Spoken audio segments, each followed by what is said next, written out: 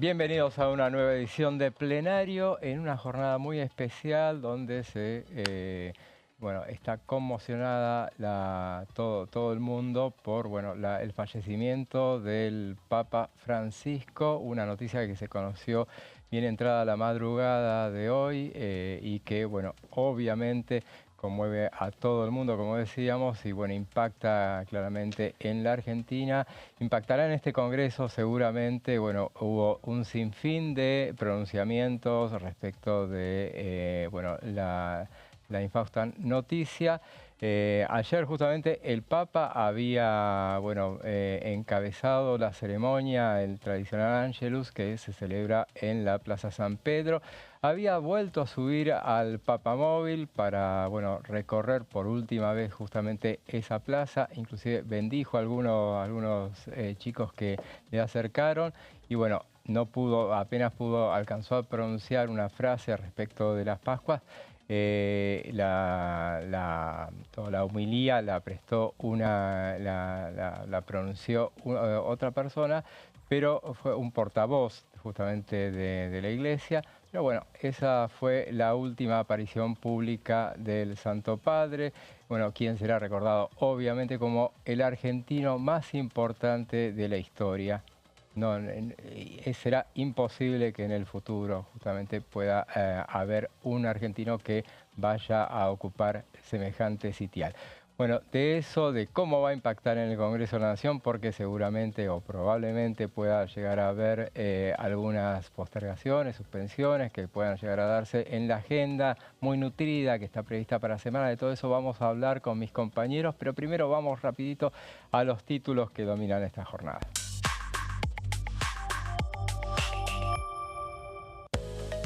Y obviamente la noticia del día, la noticia del año.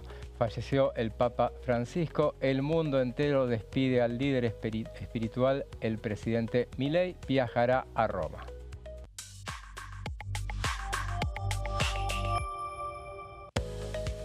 Caso Libra, fue oficializada la sesión en diputados para interpelar a funcionarios. Eso será mañana a partir de las 14 horas.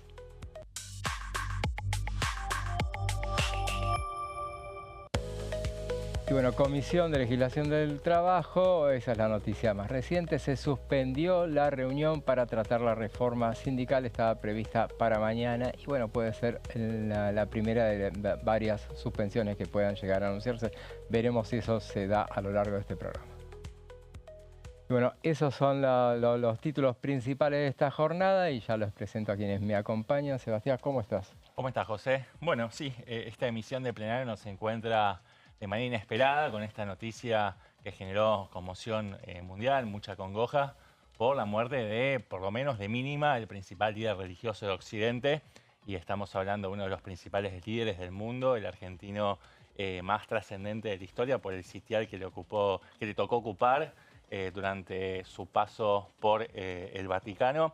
El catolicismo es el credo oficial del país, es el que identifica la mayoría de los hogares argentinos, así que no podíamos ser indiferentes en este programa al sentimiento que embarga a la gran mayoría de los compatriotas, ¿no? Así que, pero al margen de esta noticia que entristece y mucho a todos los que abrazamos una visión humanista, hay que hablar de nuestra casa común, ¿no? Nuestro territorio, que es la Cámara de Diputados, que va a tener una nutrida agenda, aunque empieza un poco a deshilacharse con lo que recién nos contaba antes de que empiece el programa Daniela, quien vas a presentar dentro de un rato, que es que se bajó la convocatoria de la Comisión de Legislación del Trabajo para tratar los proyectos vinculados a eliminar los aportes compulsivos obligatorios a los sindicatos por parte de personas no afiliadas, pero hay mucha actividad que la iremos repasando a lo largo de este programa. Así es, y Daniela, ¿cómo estás? ¿Cómo les va? ¿Cómo está José? ¿Cómo está Sebastián? Sí, la verdad es que tomó por sorpresa, por supuesto, esta noticia que se dio a conocer a la madrugada del día de hoy y se están readaptando todas las instituciones en base a esto porque, el presidente Javier Milei va a decretar duelo nacional por los próximos 7 días y a partir de eso es que se ve afectada la agenda, que es un poco lo que venías introduciendo recién, José. ¿Cómo eso puede llegar a impactar la sesión de mañana que prevé la interpelación de los ministros Guillermo Francos, Mariano Cunio Libarona, Luis Caputo y el titular de la Comisión Nacional de Valores, Roberto Silva, por el tema del caso Libra. Todavía es una incógnita. Si mal no tengo entendido, hay una reunión de presidentes de bloque que va a transcurrir a lo largo de la tarde y cerca de las 17 esperan tener una definición.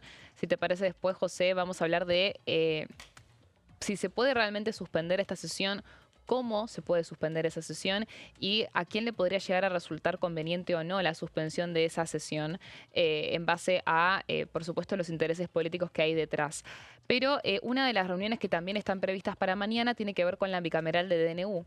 La bicameral de trámite legislativo, que ahora tiene un nuevo presidente. Recordemos que cuando se trató el decreto de necesidad de urgencia que autorizaba al Poder Ejecutivo a poder celebrar un acuerdo con el Fondo Monetario Internacional, esa reunión de la bicameral que habilitó el dictamen para la validación que le dio la Cámara de Diputados, inmediata te diría, culminó en la designación de las autoridades que tiene que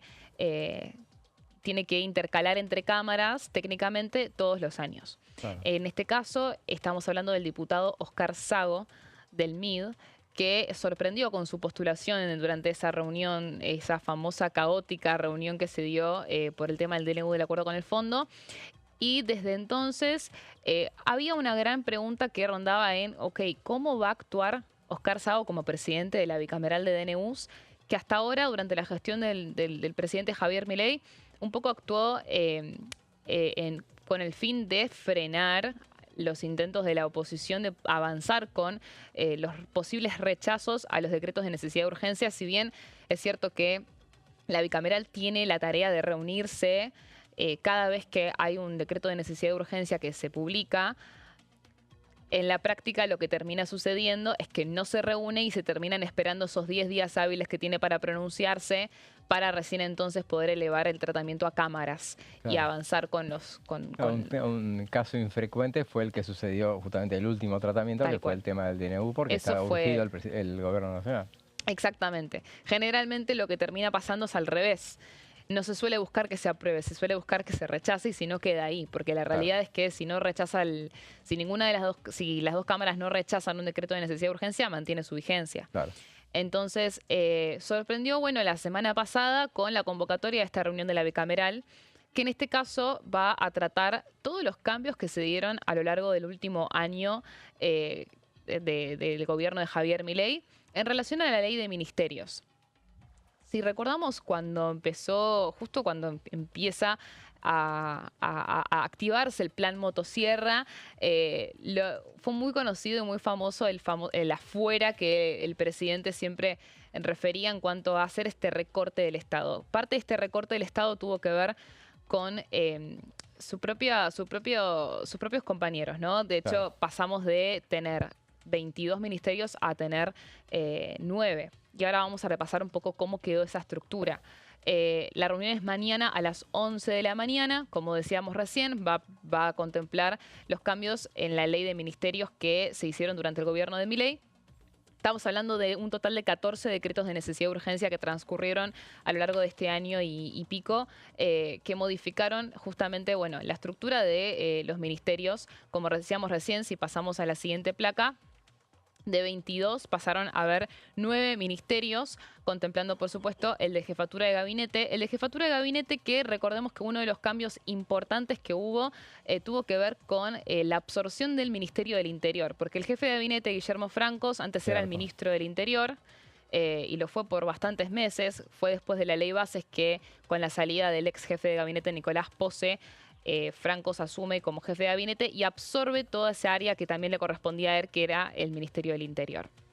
Dentro de jefatura de gabinete terminó quedando el vicejefe de gabinete, José Rolandi, que era el segundo de Posse en ese momento, que él se mantuvo ahí firme a pesar de todas las... sí, todas las versiones que circulan. Se pensaba que como él había entrado con Posse era probable que él termine teniendo el mismo destino, pero no. De hecho, José Rolandi es uno de los alfiles principales negociadores del gobierno. De hecho, te lo cruzás generalmente acá en el Congreso, es muy habitual, porque es uno de los que junto con Guillermo Francos en su momento había impulsado la ley de bases. Fue justamente por eso que a raíz de la ley de bases que fue que terminaron encontrando quizás el pretexto importante para desplazar a Pose, ¿no? Y hago un pequeño link, ya que estamos, y para ampliarlo, entre las cosas importantes que van a suceder esta semana, muy probablemente, vamos a ponerle a todo un muy probablemente, porque la agenda podrá alterarse en función de las novedades que ha habido. Está la eventual sesión sobre ficha limpia en el Senado de la Nación, probablemente el jueves que viene, y en todas las informaciones que se conocieron en las últimas horas con relación al voto que se esperaba de los santacruceños, bueno, uno de los senadores santacruceños, José María Carambia, justamente contaba el viernes, ahora que se les dio por revelar justamente su intención de voto, contaba que, bueno, el día previo a aquella frustrada sesión de ficha limpia del 10 de abril pasado, justamente estaba reunida con José Rolandi, justamente, que lo estaba sondeando a ver cómo iba a ser su voto, qué es lo que iba a expresar. Sí, ese es uno de los roles principales que tiene José Rolandi, como te digo, lo encontrás habitué en el Senado. Acá en la Cámara de Diputados también ha estado presente en muchas votaciones. De hecho, cuando fue la del acuerdo con el fondo, estaba ahí relacionándose con algunos diputados. Pamela Caleti lo fue a saludar. José Rolandi, bueno, terminó teniendo un rol muy importante. Reiteramos, es el vicejefe de gabinete. Y quedó Lisandro Catalán como el vicejefe de gabinete del Interior dentro de lo que es esta estructura que absorbió el Ministerio del Interior con jefatura de gabinete a cargo de Guillermo Francos. Después está, por supuesto, el Ministerio de Capital Humano con Sandra Petovelo, el de Defensa con Luis Petri, el Ministerio de Desregulación con Federico Sturzenegger, que fue un ministerio que fue relativamente nuevo, porque fue uno de los cambios que hubo a través de estos DNUs que se van a tratar mañana, tiene que ver con la creación de este ente desregulador que comanda Sturzenegger, un ministerio que prácticamente se creó para él, por decirlo de alguna forma. Claro, para darle un cargo aparte, porque bueno, es una persona muy importante dentro del gobierno, hacedor de muchas de las cosas que tiene que ver con este gobierno, pero bueno, que le faltaba un cargo. Sí, y aparte también un cargo que en su momento se habló mucho, se especuló mucho, es decir, el rol de Sturzenegger como desregulador, porque ese es como ese es su cartel. Y la motosierra, ¿no? Es el Ministerio de la Motosierra. El Ministerio de la Motosierra. Se podría hacer un paralelismo con el cargo que tuvo Andrés Ibarra en el gobierno de Macri. Él exactamente lo mismo, el Ministerio de Modernización. Pero claro, esto directamente es mucho más gráfico, ¿no? Es la motosierra en cabeza de Sturzenegger. Sí, y que es un ministerio súper activo, no digo que los demás no lo sean, pero particularmente el de Sturzenegger tiene mucho protagonismo porque todos los días hay decretos de desregulaciones que a veces incluso pasan desapercibidos, pero que claramente es un ministerio que aparte también es muy activo en todo lo que tiene que ver con la creación de leyes o proyectos de ley, que aunque todavía no han sido tratados, porque la realidad es que la situación que tiene el oficialismo en el Congreso no le permite tampoco poder impulsar demasiadas iniciativas y ya saben que están destinadas al fracaso, así que hay mucho también en el cajón. Aunque seguimos esperando la ley de hojarascas. La ley de hojarascas, esa fue la última que habían anunciado. Bueno, está la ley de los divorcios también, hay un montón de proyectos, pero bueno, que también siguen en el cajón. Y que, bueno, lo que iba a decir es que en su momento se especulaba mucho sobre si el rol de Sturzenegger iba a tener que ver con dentro del Ministerio de Economía o no. Finalmente es un ministerio aparte del de Economía, por supuesto ahí lo vemos a Luis Caputo como una de las figuras centrales, por supuesto, en el gobierno de Javier Milei. Después también está el Ministerio de Relaciones Exteriores, que ahora tiene a Gerardo Bertain, porque se pronuncia Bertain, yo sé que... En alemán, ¿dónde viene? Sí, a ver, antes estaba Diana Mondino, ¿no? Una figura que todo lo que fue la campaña libertaria fue una figura central, Mondino, pero bueno, terminó siendo corrida y quedó Bertain a la cabeza con una relación bastante rara últimamente con el gobierno a partir de todo lo que fue el último encuentro, el último desencuentro con Donald Trump. Se lo apuntó mucho con el dedo a Bertain, pero bueno. Después Mariano Cunio Libarona frente al Ministerio de Justicia con con un segundo de justicia también muy importante que cabe destacar su mención, ¿no? Sebastián Amerio, que es muy cercano al asesor presidencial de Santiago Caputo y que algunos lo califican como el verdadero, dicen, verdadero ministro de Justicia. Sí. Estuvo en el palco cuando se peleó Santiago Caputo con Facundo Manes en esa sesión tan revoltosa, ¿no? Donde hubo ahí un intercambio en feos términos en el pasillo, ahí cerquita de Pasos Perdidos. Estaba Sebastián Amerio junto a Santiago Caputo, estaba Agustín Romo y habían otros referentes del elenco ultralibertario. Sí, estaba justamente en ese palco donde se concentró la figura de Santiago Caputo, de Sebastián Amerio. Estaba el Gordo Dan, ¿no? Estaba también, claro. estaba esa, sí. esa cúpula libertaria muy famosa y reconocida en las redes, con el famoso Troll Center, como le dicen algunos. Claro, sí, el núcleo duro. El núcleo duro, sí, libertario. Él estaba, cierto, en la apertura. Y bueno, tiene un rol muy central en el gobierno, pero bueno, el que encabeza esa cartera claramente es Mariano Cunio Libarona, recordemos uno de los que está citado para mañana por la interpelación del caso Libra.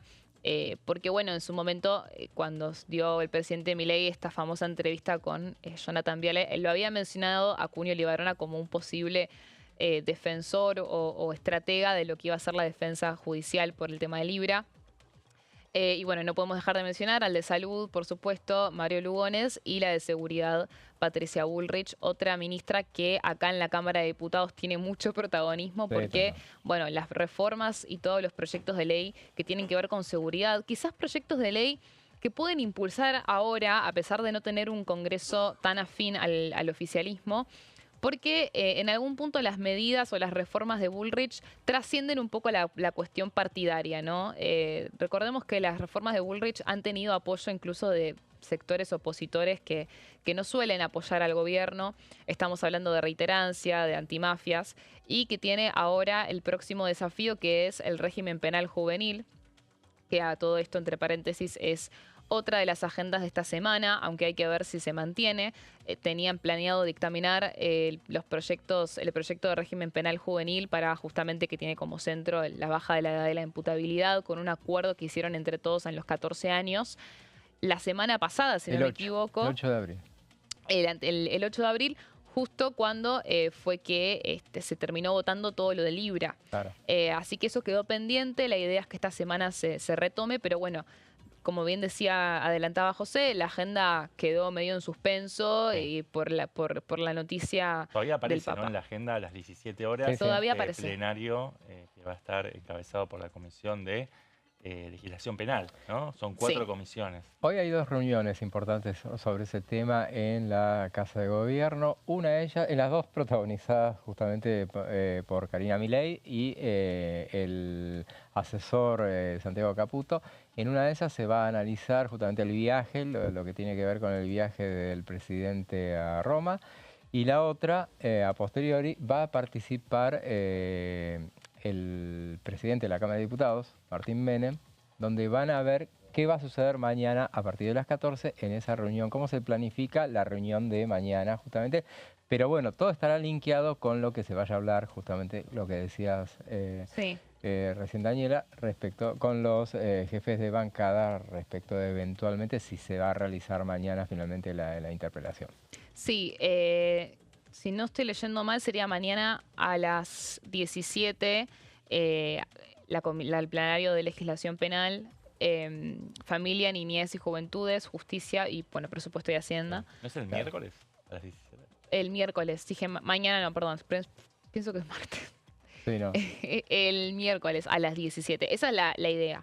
Hay que ver si esto se mantiene. Como bien decíamos, a lo largo de la jornada puede que hayan muchas reuniones de comisión que se terminen suspendiendo. Obviamente que el foco y la principal intriga tiene que ver con que si se va a suspender la sesión, que recién mencionaba José. Volviendo un poco a la estructura de los ministerios, lo que mencionábamos recién, estábamos repasando los ministerios que terminaron quedando a lo largo de los cambios que se hicieron a través de estos decretos de necesidad de urgencia durante el último año de gestión. y pasando también a lo que tiene que ver con los secretarios, porque dentro de lo que tiene que ver con la ley de ministerios también hubo importantes modificaciones en las secretarías. Si pasamos a la siguiente placa, vamos a ver las secretarías presidenciales más importantes. Por supuesto que la principal es la Secretaría General, que comanda, bueno, justamente la armadora de todo este movimiento político, que es Karina Milei. Después también la Secretaría de Legal y Técnica, vamos a la siguiente placa, que ahora está al mando de María Ibarzábal Murphy, que ella en realidad, ella era la Secretaría de Planeamiento Estratégico, Sí. también una figura central en todo lo que fue el armado y la negociación parlamentaria por todos los proyectos de ley. Y ella terminó hace poco asumiendo frente a esta Secretaría de Legal y Técnica, corriendo a Herrera Bravo, que absorbe también planeamiento estratégico. O sea, ella era la secretaria de planeamiento estratégico, pasa a ser la secretaria legal y técnica y absorbe en su ala justamente lo que ella, el cargo que ella tenía antes. Después, por supuesto, que está la famosa secretaría, la CIDE, la Secretaría de Inteligencia, que antes era la AFI, otro de los cambios importantes que hubo. De todos modos, si yo no me equivoco, no está contemplado el DNU que tiene que ver con la reestructuración de la CIDE dentro de lo que fueron lo que es el temario por las modificaciones de la ley de ministerios que se trataría mañana en la bicameral de trámite legislativo. El DNU que reestructura la CIDE es un DNU que es un mundillo aparte, José. La verdad es que es un DNU muy cuestionado, muy criticado. En las reuniones de la bicameral de inteligencia se habla mucho de este decreto de necesidad de urgencia porque hizo todo un cambio estructural en la CIDE que todavía deja algunas cuestiones sin resolver y la bicameral de inteligencia termina siempre. De hecho, bueno, en la última reunión que hubo hace un par de semanas atrás, mencionaban que están trabajando en una evaluación integral de lo que es este DNU, que tiene que ver exclusivamente con la Secretaría de Inteligencia, así que eso es un mundillo aparte que tiene que tratarlo la bicameral de trámite legislativo porque se hizo a través de un DNU, no puede tratarlo la bicameral de inteligencia, pero por supuesto que desde su rol la comisión bicameral que preside Martín Lustó está haciendo un trabajo de evaluación sobre este decreto. Después, bueno, la Secretaría de Comunicación y Medios, que también absorbió la Secretaría de Prensa, que está al mando de Manuel Adorni, que también es el vocero presidencial y ahora candidato a la legislatura porteña por La Libertad Avanza, y la Secretaría de Cultura, que está a cargo de Leonardo Javier Cifeli. Esas son las secretarías presidenciales que cabe destacar que tienen rango y jerarquía de ministro. Claro. Así que es importante también destacar las secretarías, no solamente los ministerios que quedaron. También otros cambios que tienen que ver con estos decretos de necesidad de urgencia que están en el temario, están los cambios quizás más técnicos. Uno tiene que ver con el famoso renombre del Ministerio de Seguridad, que pasó de ser Ministerio de Seguridad a Ministerio de Seguridad Nacional. También una adecuación de las facultades de cada ministerio y muchos traspasos y supresión de secretarías, un poco lo que ya veníamos contando recién con la absorción de ciertas áreas o la absorción de ciertos ministerios o secretarías de parte de otros ministerios, traspasos que tienen que ver más que nada cuando fue justamente el cambio que se hizo con la salida de Pose. Cuando Jefatura de Gabinete absorbe el Ministerio del Interior, quedaron tantos organismos dentro de ese ministerio que hubo muchísimos traspasos. Por ejemplo, de Obras Públicas al Ministerio de Economía. Bueno, hubo todo un intercambio importante en la competencia de cada cartera que también están contempladas en estos 14 decretos de necesidad de urgencia que, reiteramos, a priori mañana trataría la bicameral de inteligencia, pero bueno, la verdad es que hay que ver si esto se mantiene en pie a raíz de la noticia del duelo nacional por el fallecimiento del Papa Francisco. Bueno. Repasamos un poco, bueno, para finalizar, quiénes están en la autoridad de la bicameral, que es lo que introducíamos más temprano, quedó Oscar Sago. Yo creo que lo noticioso de todo esto, más allá de la cuestión del temario, tiene que ver con que Oscar Sago como ex libertario, pero de algún punto él fue votado frente a la presidencia de esta comisión tan importante como una especie de punto medio entre la oposición y el oficialismo. En algún punto demuestra que, a diferencia de el expresidente de la bicameral, Pagotto, de la Libertad Avanza, senador de la Libertad Avanza, no pretende, al menos por ahora pareciera, frizar la comisión, claro, como fue el que se dio el año pasado. Así que quizás recobra más protagonismo esta bicameral, que tiene un rol muy importante porque nada más no tiene un rol más que tratar los decretos de necesidad de urgencia, algo central para el gobierno de Javier Milei. Muy bien, esta entonces la cita es, por lo menos hasta ahora, es mañana a las 11 de la mañana. Nosotros volvemos en un breve instante después de una primera pausa.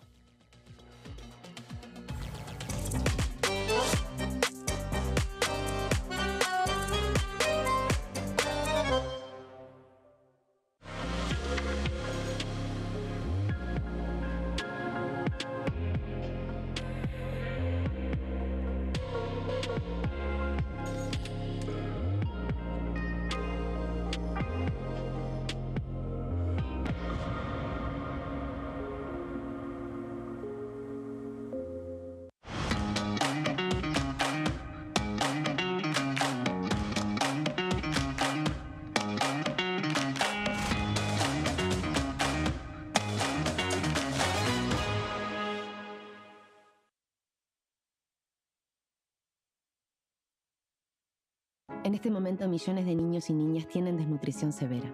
Algunos están tan débiles que apenas pueden pararse. Pero con tu ayuda, podemos salvar a los niños. Este alimento terapéutico listo para usar está lleno de vitaminas y nutrientes esenciales que ayudan a los niños y a las niñas a recuperarse de la desnutrición. Gracias a personas como vos, ayudamos a salvar a millones de niños cada año. Da un simple paso. Dona ahora y ayúdanos a seguir salvando vidas. Las sesiones son el espacio donde los diputados debaten proyectos de ley para su aprobación, modificación o desaprobación. En una misma sesión se pueden tratar varios proyectos de ley. Desde el 1 de marzo, cuando el presidente las inaugura, se desarrolla el periodo de sesiones ordinarias. Entre el 1 de diciembre y el 28 de febrero se extiende el periodo de sesiones extraordinarias que solo pueden ser realizadas a pedido del presidente de la Nación. En el recinto, el bloque oficialista se dispone a la derecha del presidente de la Cámara, el bloque opositor mayoritario a la izquierda y en el centro los bloques con menos cantidad de integrantes. En el tratamiento, en general, los diputados tienen 7 minutos y los jefes de bloque entre 20 y 12 minutos conforme al número de legisladores que representen. La sesión es dirigida por el presidente de la Cámara de Diputados, que administra el uso de la palabra y las distintas instancias del funcionamiento. A la izquierda del presidente está el secretario administrativo, a la derecha el secretario parlamentario y debajo de él están los taquígrafos, que registran cada uno de los testimonios.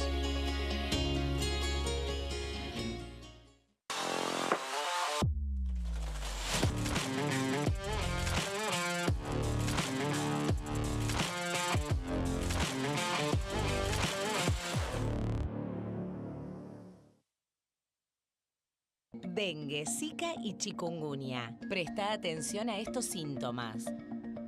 Si tenés fiebre alta, 38 o más, de 2 a 7 días de duración y dolor de cabeza, en especial detrás de los ojos, muscular y de las articulaciones, diarrea, dolor abdominal, náuseas y o vómitos, malestar general, cansancio, decaimiento, erupción en la piel, sangrado en nariz, encías u otras partes del cuerpo, no te automediques.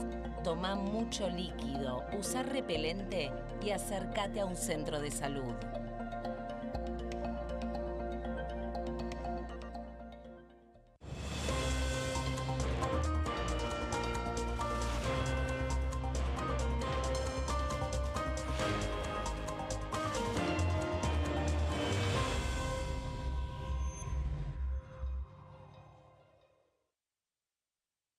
¿Qué diferencia hay entre la Cámara de Diputados y la Cámara de Senadores? La Cámara de Diputados representa al pueblo de la nación argentina. Esto significa que las provincias más grandes y con mayor cantidad de habitantes tienen muchos más diputados que las provincias más pequeñas. La manera de establecer las cantidades es proporcional. La Cámara de Senadores representa a las provincias. Cada provincia envía 3 senadores al Congreso Nacional. El total de senadores es 72, dado que las provincias argentinas son 24. Este es un número fijo. Por ejemplo, la provincia de Buenos Aires cuenta con 70 diputados nacionales y la provincia de Tierra del Fuego con 5. Pero tanto la provincia de Buenos Aires como la de Tierra del Fuego cuentan con 3 representantes cada una en el Senado de la Nación. Cada 2 años, el Congreso Nacional renueva la mitad de sus diputados y 1/3 de sus senadores nacionales. El mandato de los senadores es de 6 años, mientras que el de los diputados es más breve, dura solamente 4 años.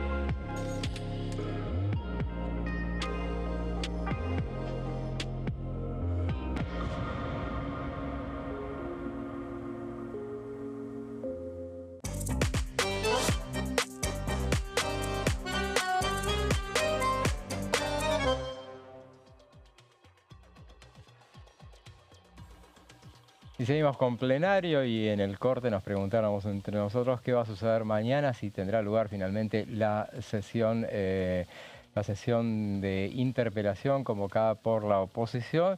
Y bueno, justamente nos preguntábamos, bueno, porque tiene que ver con los homenajes y con todas esas cuestiones que tiene que ver con lo que sucedió, la noticia del día, del mes, del año, que es la muerte del Santo Padre. Pero justamente la respuesta a lo mejor se puede encontrar en que lo de mañana es una sesión común, es una sesión como cualquier otra, no es una informativa, no tiene necesariamente que ser parangonada con las presentaciones de los jefes de gabinete, si bien es muy parecida, y eso lo vamos a ver con lo que sucedió en la historia. Nos vamos a remontar ahora a partir de lo que va a suceder mañana es un caso histórico, tengámoslo muy claro, porque no es para nada frecuente que se produzcan interpelaciones. Si bien la palabra interpelación es muy común en el diccionario legislativo, siempre se habla de que bueno, van a interpelar, piden interpelar a tal funcionario. En realidad, fíjense que tanto les costó interpelarlo que hubo que votarlo y se consiguió finalmente por 131 votos a favor, 96 en contra y 0 abstenciones, pero fue bastante dificultoso. Hay que tener una resolución que se lleve al recinto y se pueda aprobar. Vamos a remontarnos ahora a los que fueron los anteriores casos, de los poquísimos casos de interpelaciones. La interpelación está planteada en el artículo 71 de la Constitución, lo vamos a ver en una placa para ver qué es lo que dice la Constitución. No habla de interpelación, sino específicamente dice: cada una de las cámaras puede hacer venir a su sala a los ministros del Poder Ejecutivo para recibir las explicaciones e informes que estime convenientes. Justamente para esto ahí no es tan sencillo, se dice fácil, lo dice fácilmente la Constitución, pero bueno, no es nada sencillo porque se trata de un tema que debe ser votado en el Pleno. Eso sí, no necesita mayorías especiales como lo vimos el pasado 8 de abril, justamente. Ahora vamos a remontarnos a lo que fue la recordada interpelación, la más recordada interpelación, la primera más recordada justamente de estos 40 años de democracia, porque antes de, siempre nos guiamos a partir del 83 en adelante, pero bueno, antiguamente sí había también interpelaciones. Vamos a remitirnos solamente a las que se realizaron a partir de la recuperada democrática. Fue en 1986 y fue una interpelación a los ministros Germán López y Antonio Trócoli. Eran ministros de Defensa en el caso de Germán López y el ministro del Interior en el caso de Antonio Trócoli. Esta interpelación había sido convocada por José Luis Manzano y Roberto Digón, referentes del Partido Justicialista, del bloque justicialista, lo vamos a ver en otra placa, justamente. ¿Y para qué habían sido convocados? Para exponer sobre el denominado caso Sivac, un empresario secuestrado el 29 de julio de 1985. Bueno, ahí vemos la imagen del recordado empresario Osvaldo Sivac, que convengamos que fue, y lo vamos a ver en otra placa, fue secuestrado en 2 ocasiones. La primera durante la dictadura cívico-militar y había sido el 8 de agosto de 1979. Ahí lo vemos a Osvaldo Sivac justamente con sus hijas y con su esposa, muchos la recordarán como Marta Ollanarte de Sivac. Justamente después ella hizo carrera política, después se volcó a la política, fue, si mal no recuerdo, fue diputada radical, fue legisladora también radical. Vamos a ponernos en contexto un poco de por qué se llegó a esa interpelación. Osvaldo Sivac provenía de una familia pujante, era junto a su padre y sus 2 hermanos, estaban al frente de Buenos Aires Building. Ahora vamos a recordar mucho, es todo vintage lo que vamos a decir a partir de ahora. Sí, ustedes no habían nacido, pero bueno, vale como para saber por qué se llegaba a una interpelación justamente. Él había sido, bueno, fue secuestrado. Ese primer secuestro justamente fue, los que lo habían secuestrado habían pedido $5 millones. Su padre, Samuel, logró negociar un pago de $2 millones. Estamos hablando de dictadura, año 79. Y bueno, finalmente se pagó el rescate. En el momento que se produce la operación de rescate, del pago del rescate, aparecen las fuerzas del orden, se arma un tiroteo en el momento y la policía entonces captura a 2 sujetos que iban a cobrar el rescate. Estos sujetos eran 2 subcomisarios, veamos en qué contexto, de qué estamos hablando. 2 subcomisarios identificados como José Ahmed y Alfredo Vidal, eran miembros de la banda que había secuestrado a Sivac, la que había secuestrado la primera vez, y eran de la Superintendencia de Seguridad Federal. Ahmed y Vidal saben a quién habían después, años después, porque no crea que después esto se terminó ahí, a quién terminan secuestrando Ahmed y Vidal, a Mauricio Macri. En lo que se conocería años después como, ellos 2 por lo menos, participaron de lo que se conocía como la banda de los comisarios. Osvaldo Sivac apareció con vida en Remedios de Escalada. Y tras eso, él y su esposa y sus hijas se fueron a vivir a Uruguay y vuelven a la Argentina cuando vuelve la democracia, cuando regresa finalmente la democracia, pensando que ya el secuestro era un caso que había pasado definitivamente. Eso se vuelve a repetir 6 años más tarde. Y bueno, y acá vamos, ¿y por qué se va a la interpelación? La interpelación se llega el 22 de abril de 1985, eso arranca a las 17:58 horas. Digo para que tengamos en cuenta a lo que puede llegar a suceder mañana, cómo son las interpelaciones de las que se tiene memoria. Los convocados fueron Antonio Trócoli, que era ministro del Interior, Germán López, ministro de Defensa, Facundo Suárez Lastra, ellos no estaban convocados pero asistieron. Facundo Suárez Lastra después sería intendente de la Ciudad de Buenos Aires y diputado nacional por el radicalismo, secretario del Interior era entonces, y José Horacio Jaunarena, secretario de Defensa. Y acá hacemos un paréntesis.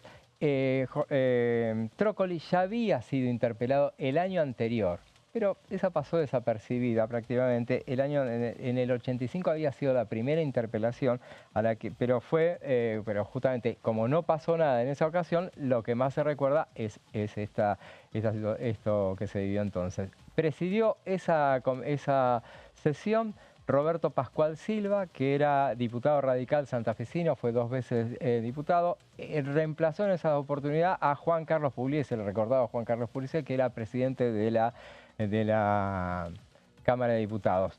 La sesión arrancó a las 6 de la tarde, como decíamos más o menos, y no tenía solamente, digo para lo que puede ser mañana, cuando decimos puede haber una comisión donde se traten homenajes y otras cosas, sí, porque en esa reunión donde se trató la interpelación a estos ministros, ¿saben con qué arrancó? Con el tratamiento en particular del presupuesto 1986. Había quedado pendiente el artículo 6 del presupuesto y lo trataron al principio. Después arrancaban con el debate sobre el informe verbal que iban a prestar los ministros y secretarios del gobierno de Alfonsín sobre el denominado caso Sivak.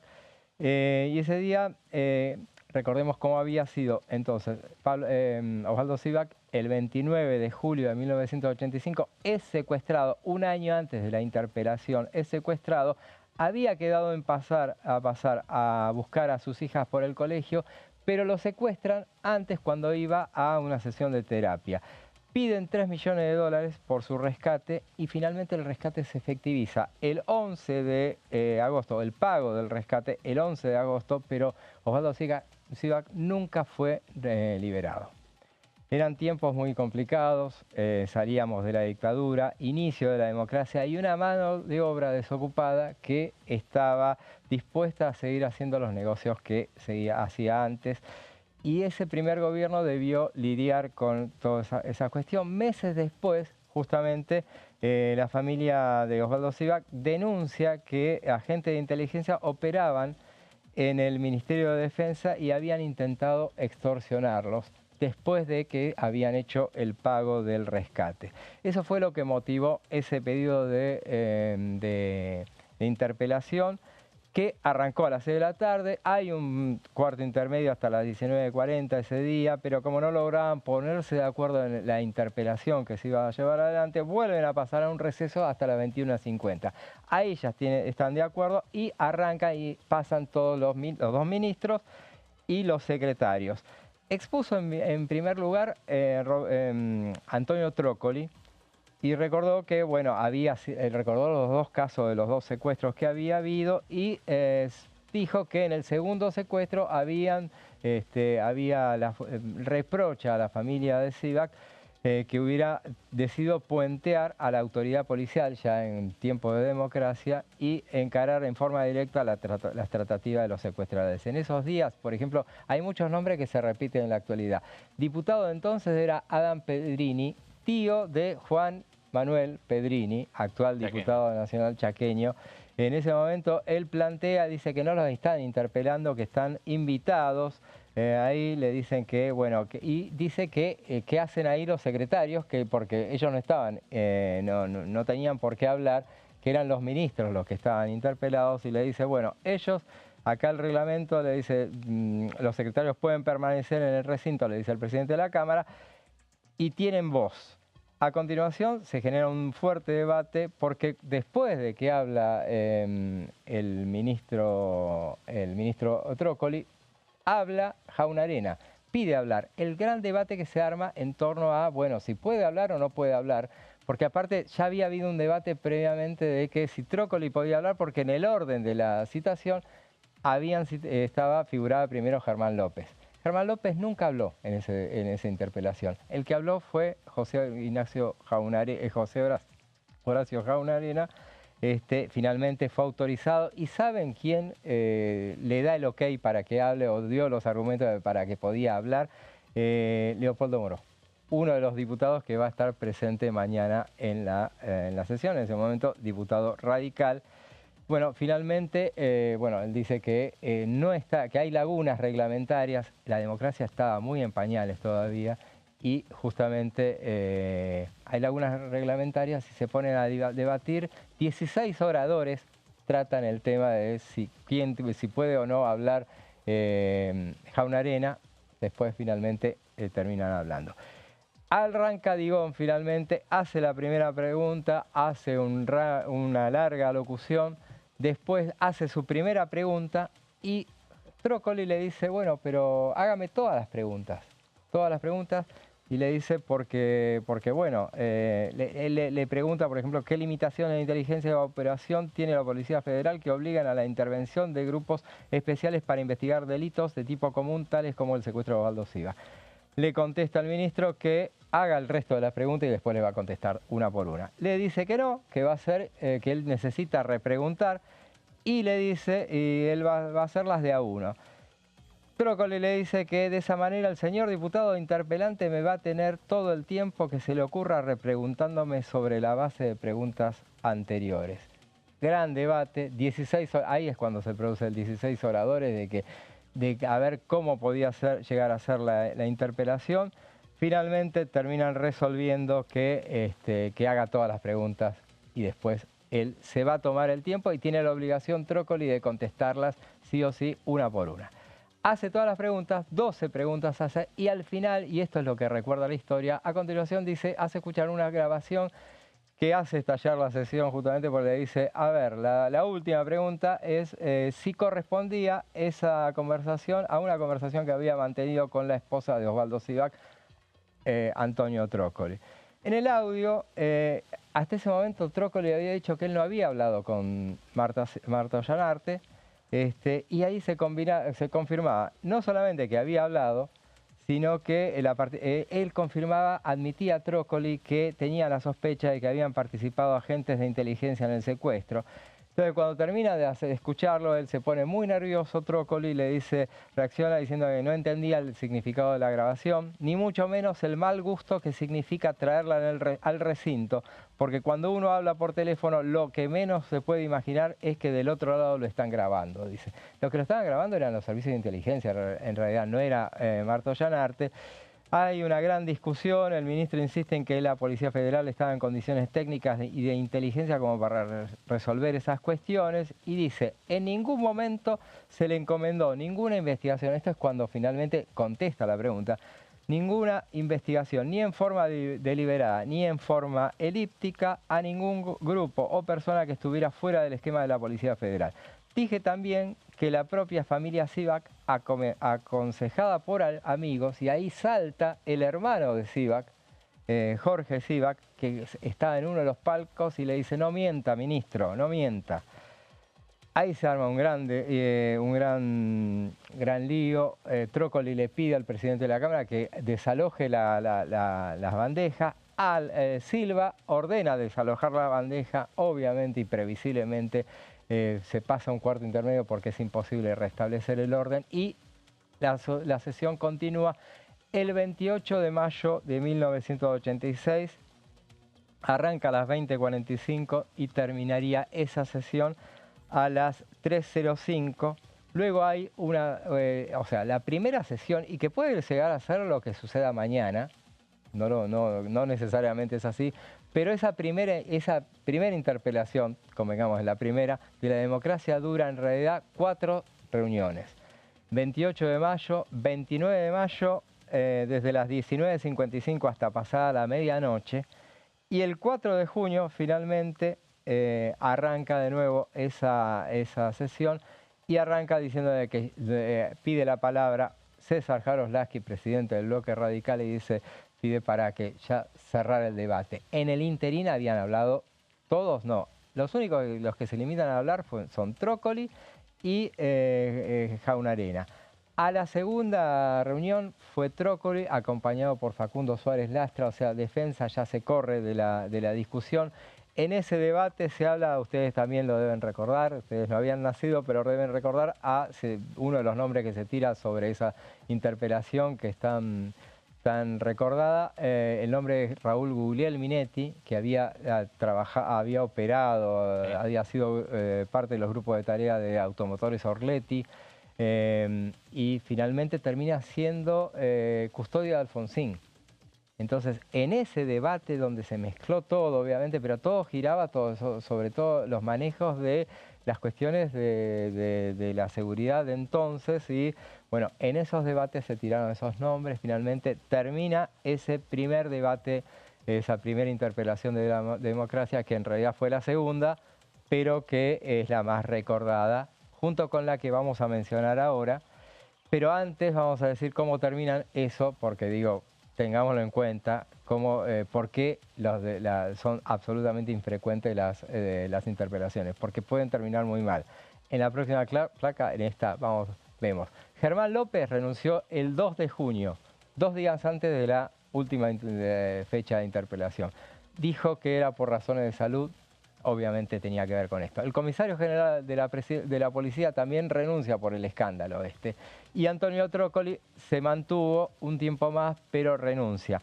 Entre paréntesis, ahora digo cómo terminó el caso Sivak. El 5 de noviembre de 1987 aparece el cuerpo del empresario. Lo revela un inspector llamado Héctor Salcano, que confiesa que habían participado. Todo esto lo habían secuestrado grupos de tarea. Sí. Lo habían secuestrado, el cuerpo fue encontrado en la zona de Abasto, en un descampado a la vera de la Ruta 2. En ese mismo descampado después siguen excavando y encuentran el cuerpo de Benjamín Neumann, raptado en 1982, también en dictadura.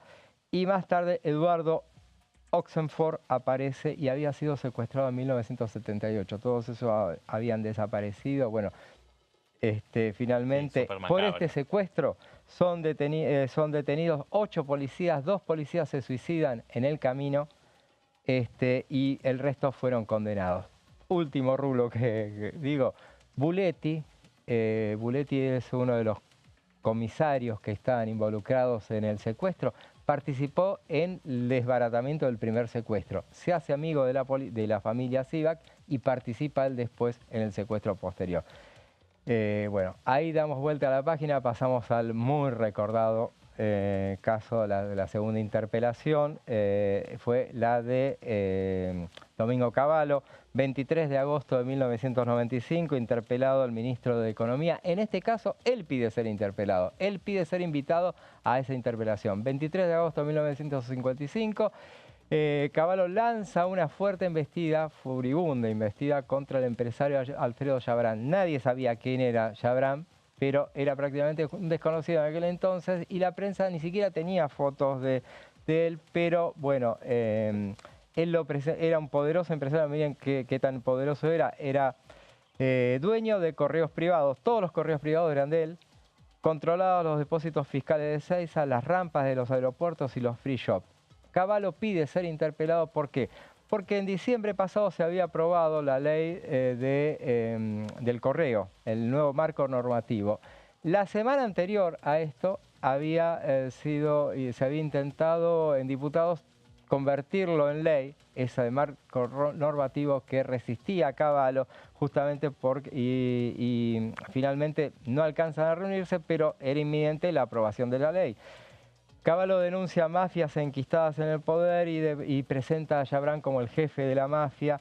Él dice que manejaba los correos de Oca, Ocasa, Andriana, Sky, y cuenta un ejemplo, por ejemplo, un ejemplo inquietante. Un ex administrador del correo estatal, Abel Cuchetti, había denunciado manejos oscuros. Un día lo esperan a la salida de la casa y a palazos le rompen las piernas. Todo eso lo cuenta en esa interpelación Cavallo. Eso es todo muy probado. Denuncia a periodistas también, le apunta a periodistas, a Bernardo Neusta, a Daniel Haddad.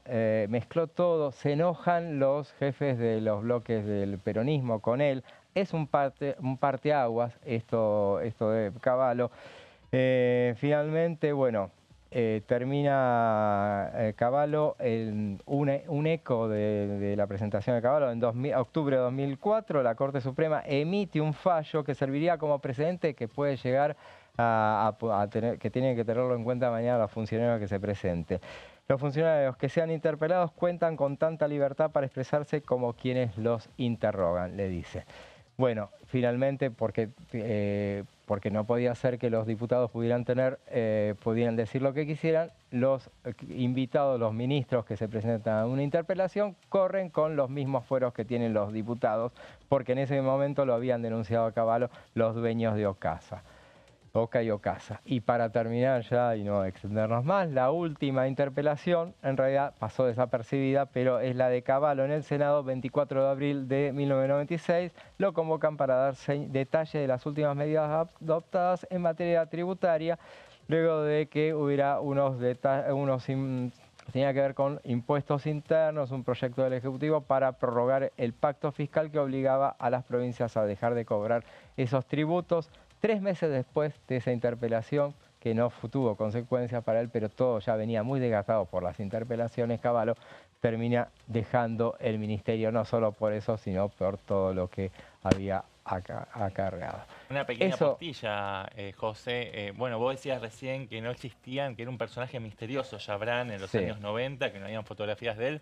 Aparece una fotografía muy polémica en la playa de Pinamar, que la ejecutó José Luis Cabezas, que terminó, bueno, después apareciendo en un descampado. Y bueno, la hipótesis principal era que Chabrán estaba detrás de ese asesinato. Y Chabrán se suicida el 20 de mayo, día de mi cumpleaños, de 1998. Corte y ya volvemos.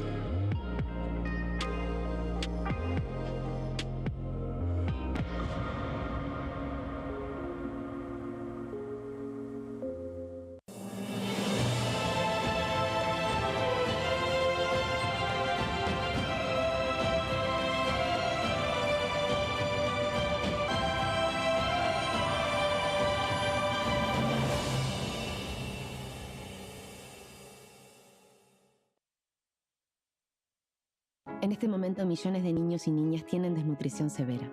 Algunos están tan débiles que apenas pueden pararse. Pero con tu ayuda podemos salvar a los niños. Este alimento terapéutico listo para usar está lleno de vitaminas y nutrientes esenciales que ayudan a los niños y a las niñas a recuperarse de la desnutrición. Gracias a personas como vos, ayudamos a salvar a millones de niños cada año. Da un simple paso. Dona ahora y ayúdanos a seguir salvando vidas. ¿Qué diferencia hay entre la Cámara de Diputados y la Cámara de Senadores? La Cámara de Diputados representa al pueblo de la nación argentina. Esto significa que las provincias más grandes y con mayor cantidad de habitantes tienen muchos más diputados que las provincias más pequeñas. La manera de establecer las cantidades es proporcional. La Cámara de Senadores representa a las provincias. Cada provincia envía 3 senadores al Congreso Nacional. El total de senadores es 72, dado que las provincias argentinas son 24. Este es un número fijo. Por ejemplo, la provincia de Buenos Aires cuenta con 70 diputados nacionales y la provincia de Tierra del Fuego con 5. Pero tanto la provincia de Buenos Aires como la de Tierra del Fuego cuentan con 3 representantes cada una en el Senado de la Nación. Cada 2 años, el Congreso Nacional renueva la mitad de sus diputados y 1/3 de sus senadores nacionales. El mandato de los senadores es de 6 años, mientras que el de los diputados es más breve, dura solamente 4 años.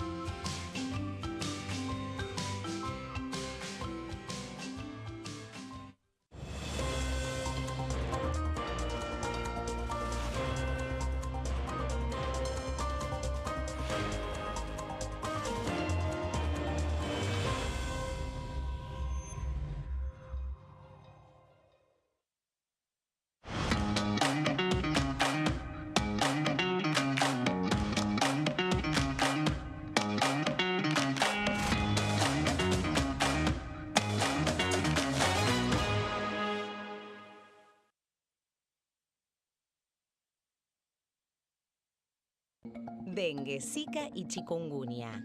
¿Cómo protegerte de la picadura de mosquitos?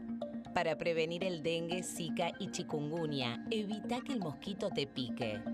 Usar repelente siguiendo las indicaciones del envase. Cubrí brazos y piernas con ropa clara. En casa, pon espirales o tabletas. Usa tules o mosquiteros sobre camas o cunas. Coloca mosquiteros en puertas y ventanas.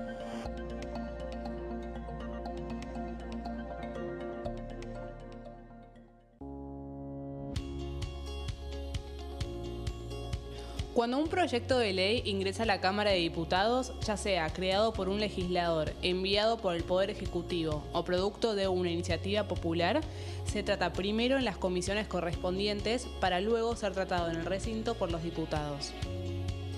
Las comisiones son el ámbito de análisis y debate sobre los proyectos de ley conformadas por legisladores de distintos bloques. Hay 23 comisiones especiales que tratan temas específicos como el atentado de la AMIA y 45 permanentes que tratan temas vigentes como educación y salud. Un diputado puede formar parte de varias comisiones. Cada comisión se compone de un presidente, un vicepresidente y de 3 a 5 secretarios. La duración de los miembros de las comisiones permanentes y especiales es de 2 años. Para que la comisión funcione debe tener quórum, es decir, un mínimo de 15 y un máximo de 31 a 49 diputados. Las autoridades son elegidas por los propios integrantes de las comisiones, que a su vez son elegidos bajo consenso por sus propios bloques. Para que un proyecto sea tratado en el recinto, debe contar con el apoyo de la mayoría de los integrantes de esa comisión. Al finalizar una reunión de comisión, se dictamina sobre la pertinencia de tratar el proyecto en el recinto. El dictamen propone una resolución o decisión sobre una o varias iniciativas o proposiciones.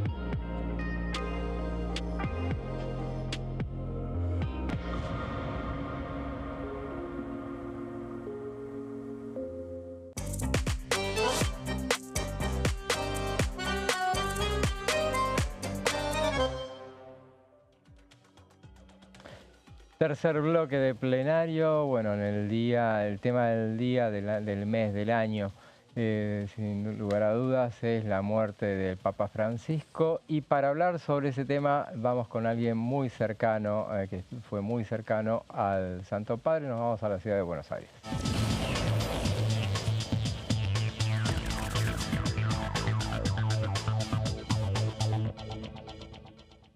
Y estamos en comunicación con Eduardo Valdés. Eduardo, ¿cómo le va? José Di Mauro, Sebastián Adida, Daniela Romero lo saludan. ¿Cómo está? ¿Cómo va?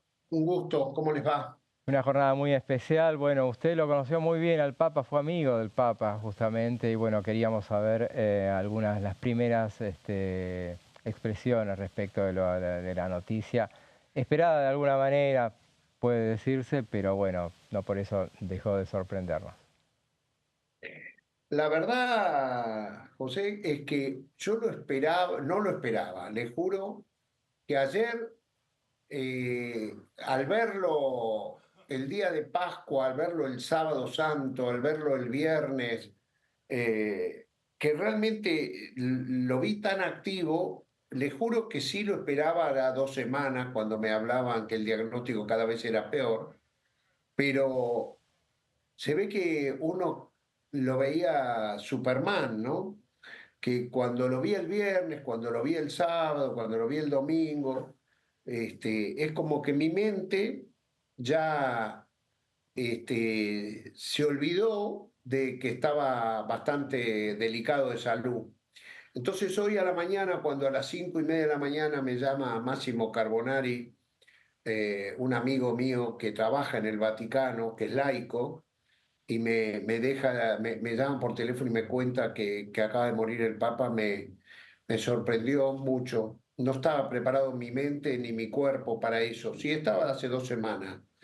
Y bueno, y después el dolor de la familia, porque el Papa había entrado en el afecto familiar, o sea, en nuestro diálogo cotidiano con mi compañera, con mis hijos, siempre aparecía por eso esa convivencia que tuvimos en el Vaticano y que aparte él la continuó mucho con mi mujer, de escribirse ellos entre sí.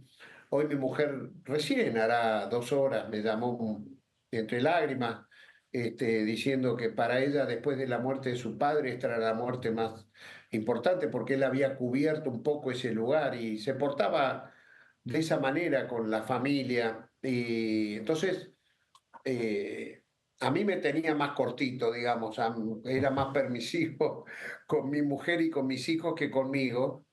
Pero eso en el plano personal y en el plano de lo que significa, yo creo que es la voz que nos va a costar mucho llenar ese vacío, ¿no? Es la voz de los descartados, palabras que él ha puesto en el vocabulario, ¿no? No existía esa palabra contra la cultura del descarte, la cultura del encuentro. Eh, yo no sabía mucho qué significaba la palabra pontífice, pero con él me di cuenta qué significa y creo que ese es el sallo que mejor le queda el mayor constructor de puentes y destructor de muros, ¿no? Tanto los muros públicos como los muros individuales que cada uno nos quieren poner para ir construyendo una sociedad mucho más individualista y poco solidaria como la que pregona el Papa. En ese aspecto, esa voz es una voz que se va a extrañar mucho. Y ojalá que el sucesor de Francisco continúe la teología de Francisco, de mirar el mundo no desde una visión eurocéntrica, sino desde las periferias, porque hoy somos más periferias que nunca. Y él lo dijo desde el primer día, han decidido elegir a alguien que viene del fin del mundo. Y siempre miró y su pastoral y su teología está hecho desde ese lugar, desde un hombre que miraba desde las periferias hacia el centro y como decía él, la unidad o el amor es superior al conflicto. Yo me quedo con esas palabras francisquistas que las empecé a usar en mi vocabulario a partir de él, no las usaba antes, no existían en mi vocabulario antes de que él fuera el sumo de los pontífices. Diputado, ¿qué tal? Sebastián Adida. Eduardo, Sebastián. el papado de Jorge Bergoglio, bueno, empezó en el año 2013 y en ese sentido le tocó ser contemporáneo a distintos presidentes, ¿no?, de la Argentina, empezando por Cristina Fernández de Kirchner, siguiendo por Mauricio Macri, después Alberto Fernández y finalmente en esta última etapa con Javier Milei en la presidencia. Usted que lo conoció bien de cerca al Papa Francisco, él, bueno, decidió no venir a la Argentina. Entiendo que en algún momento sobrevoló en su cabeza, en su sentimiento, la idea de volver a su tierra, volver a sentir la cadencia, ¿no?, de las calles porteñas. ¿Cuáles fueron las razones que motivaron, bueno, el freno, ¿no?, la decisión de no venir a su tierra? Bueno, lo primero es que hay que invitarlo. El jefe de Estado o jefa de Estado del país que quiere visitar, que quiere que el Papa visite, lo tiene que invitar. Yo particularmente cuando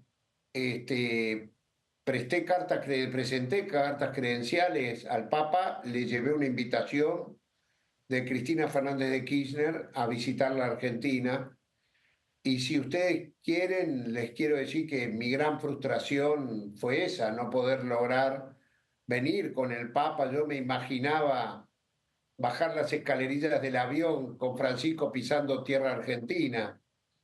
En eso me siento un perito en derrota, como dice mi amigo Rafael Bielsa, porque no invoqué una. Y después,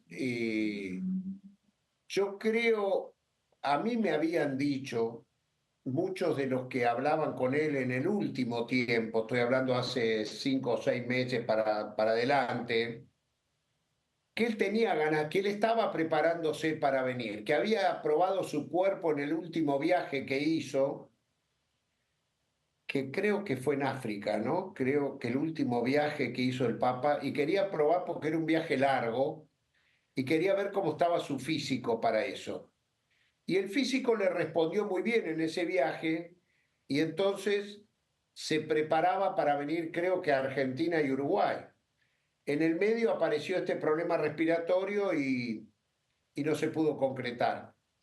Pero eso lo pueden hablar con los que hablaban más seguido con él, que iban personalmente allá, que son los que me contaron a mí, muchos que le hicieron reportaje en el último tiempo, y estaba con muchas ganas de venir a la Argentina. Así que es duro que no haya podido venir.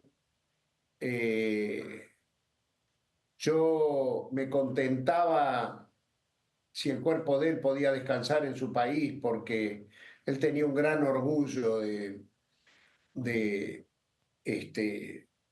su Argentina. Viajaba con pasaporte argentino, nunca sacó el pasaporte vaticano. Era un cura malvinero, pedía por las Malvinas. Yo tengo una foto de él siendo papa con un cartel de Malvinas pidiendo diálogo al Reino Unido para cuando se cumplían, creo que en el 2015, claro, que se cumplían 40 años 50 años del 65, que las Naciones Unidas habían declarado que Malvinas era colonia y la necesidad de diálogo entre el Reino Unido y Argentina. Un papa que tiene un concepto de patria que a mí me parece el concepto más lindo que escuché sobre lo que es la patria. Lo dijo cuando era Jorge Bergoglio, pero él dice, a ver si me la acuerdo, ustedes me están desafiando la memoria: oíd el ruido de rotas cadenas, ved en el trono a la noble igualdad. Esa es la patria, decía él. ¿Se dan cuenta? Lo aprendimos desde chico cuando nos enseñaron el himno. Ved en el trono a la noble igualdad. Esa es la patria. Eso me lo enseñó él. Claro. Sí. En algunas de las conferencias que él da, las homilías que él daba como cardenal arzobispo de Buenos Aires, en la pastoral social que preside el padre Acaputo, íbamos nosotros, los políticos, a escucharlo una vez al año, y se hacía como un retiro durante todo el día, y que él participaba activamente. Y ahí había de todos los credos, políticos de ascendencia judía, musulmana, de fe cristiana de toda la Haya, y él era otra de las cosas que creo que ha practicado la interreligiosidad y el ecumenismo, ¿no? Ha sido el Papa que se encontró después de 1000 años con el patriarca de la Iglesia Ortodoxa rusa. Ustedes saben, 1000 años, 2 jefes de iglesia que nunca se quisieron ver. Bueno, Jorge Bergoglio se encontró con Cirilo en español. Decidieron encontrarse en Cuba, establecieron verse en Cuba. El Papa fue a la celebración de los 500 años de la Iglesia Luterana, que fue la mayor cisma, la mayor división que tuvo la Iglesia Católica de Occidente. Ningún papa había querido ir a ese lugar, a encontrarse con sus hermanos luteranos. El papa que con el rabino Escorca al lado y con Omar Abud, musulmán, decidió viajar a Israel y a Palestina en la presidencia de Simón Pérez para ver si encontraban la paz. Simón Pérez y Abu Sabat, el presidente de Palestina, iban a encontrarse frente al Muro de los Lamentos. Y no pudo ser, no llegó Abu Sabat, el presidente de Palestina, y entonces el Papa termina sacándose una foto abrazados en el Muro de los Lamentos con el rabino Escorca y con el sheikh Omar Abud. Y lo increíble es que les voy a contar una anécdota que me la contó él. O sea, Abad, el presidente de Palestina, le escribe al Papa que él no podía llegar a Israel, al Muro de los Lamentos, porque él sabía que si él hacía esa foto con Simón Pérez y con el Papa, era muy factible que lo mate, como había sucedido con Anwar el Sadat y con el propio Arafat por haber firmado la paz con Palestina. Ustedes saben que después se comprobó que Arafat no muere de muerte natural, sino que muere envenenado.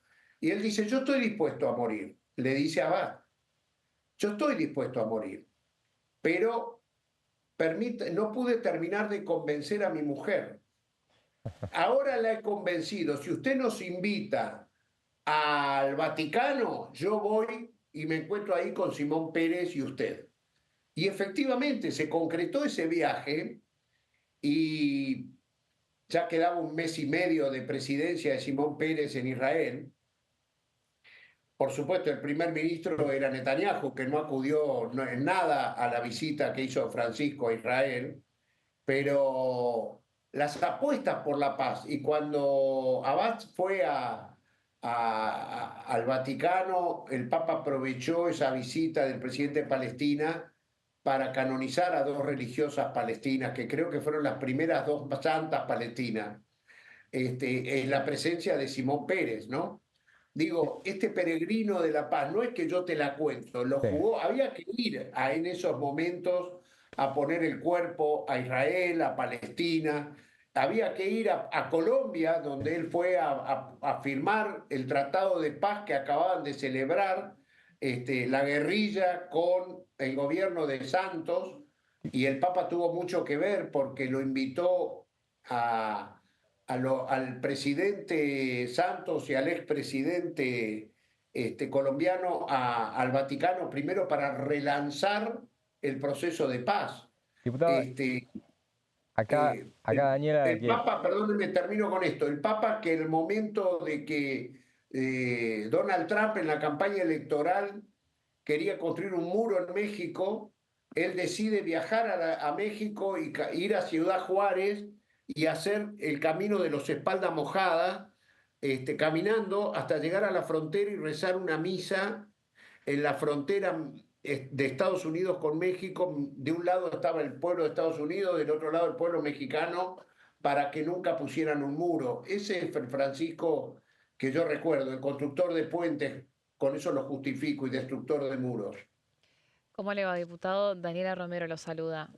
Quería justamente apelar a lo que estaba mencionando recién, a su memoria y su recuerdo del Papa Francisco. Usted que lo conocía personalmente, para los argentinos va a ser recordado como el argentino más importante de la historia, pero ¿cómo lo recuerda él como persona? ¿Cómo lo podría definir a Jorge Bergoglio? Un hombre que predicaba con el ejemplo, austero, con sus zapatos gomicuer. Ustedes acuérdense que Benedicto, los papas tienen unos zapatos especiales, carísimos, que los hacían a mano.